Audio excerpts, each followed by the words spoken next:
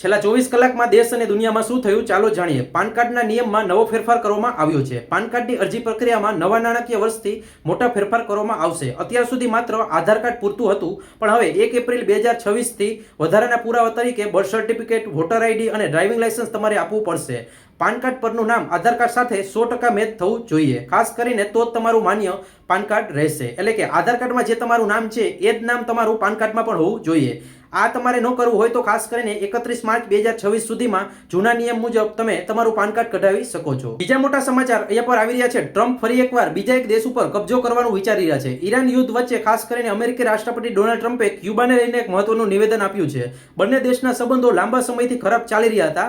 હવે ટ્રમ્પ એવું કહી રહ્યો છે કે હું ક્યુબાને કબજામાં લેવા માંગુ છું, અથવા તો ખાસ કરીને ક્યુબાને આઝાદ કરીને રહીશ, અથવા તો તેને નિયંત્રણમાં લઈ લઈશ। આના માટે હું કંઈ પણ કરી શકું છું। તમને હું એ પણ જણાવી દઉં કે ખાસ કરીને 65 વર્ષથી બંને દેશોના સંબંધ ખરાબ ચાલી રહ્યા હતા। આ નિવેદન તેમને અત્યારે આપ્યું છે, એટલે ખાસ કરીને જીઓપોલિટિકલમાં આ ખૂબ જ મહત્વનું ગણવામાં આવી રહ્યું છે। બીજા સમાચારની વાત કરીએ તો ડોનાલ્ડ ટ્રમ્પને એક મોટો ઝટકો મળ્યો છે। ખાસ કરીને યુએસ નેશનલ કાઉન્ટર ટેરરિઝમ સેન્ટરના ડિરેક્ટરે રાજીનામું આપવાની જાહેરાત કરી છે। આ ડોનાલ્ડ ટ્રમ્પ માટે એક મોટો ઝટકો છે।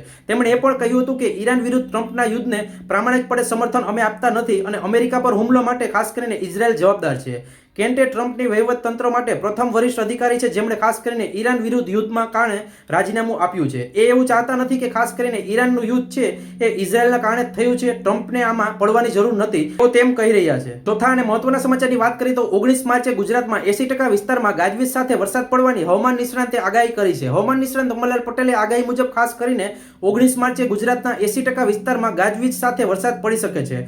દક્ષિણ સૌરાષ્ટ્ર કચ્છમાં ત્રિવ્ય વરસાદ પડવાની સંભાવના દર્શાવવામાં આવી છે। ખાસ કરીને કેટલીક જગ્યાએ વીજળી પણ પડી શકે છે। ત્યાર પછી સમાચારની વાત કરીએ તો શેર બજારમાં આજે ઉછાળો જોવા મળ્યો હતો। 400 પોઈન્ટની તેજી સાથે શેર બજારમાં આજે તેજીનો માહોલ જોવા મળ્યો હતો। સેન્સેક્સ આજે 400 પોઈન્ટથી વધીને ઉછાળા સાથે 74500ની સપાટીઓ પર બંધ થયું હતું। જ્યારે નિફ્ટીમાં વાત કરીએ તો ખાસ કરીને નિફ્ટી 50 ખાસ તેમાં 23700 ઉપર પહોંચ્યું હતું। આઈટી સેક્ટર, એનર્જી સેક્ટર અને ઓટો સેક્ટરમાં મુવમેન્ટ જોવા મળી હતી। ત્યાર પછીના સમાચાર આવી રહ્યા છે ફોનપેના આઈપીઓને લઈને। જે લોકો ફોનપેના આઈપીઓની રાહ જોઈ રહ્યા હતા તેના માટે સમાચાર છે। ખાસ કરીને ફોનપેના જે સીઈઓ છે તેને કહ્યું છે કે અત્યારે જે તણાવ ચાલી રહ્યો છે તેના કારણે અમે અત્યારે હાલ પૂરતો આ આઈપીઓ સ્થગિત કરી રહ્યા છે। એટલે જે લોકો રાહ જોઈ રહ્યા હતા તેને હજુ પણ રાહ જોવી પડશે। ત્યાર પછી સમાચારની વાત કરીએ તો એફઆઈઆઈ સતત વેચાણ કરી રહ્યું છે। તેમાં પહેલા 15 જ દિવસમાં 52,704 કરોડ રૂપિયાનું સેલિંગ કર્યું છે। જો આવા જ ન્યૂઝ તમે દરરોજ જોવા માંગતા હોય તો આજે જ મને ફોલો કરી લેજો।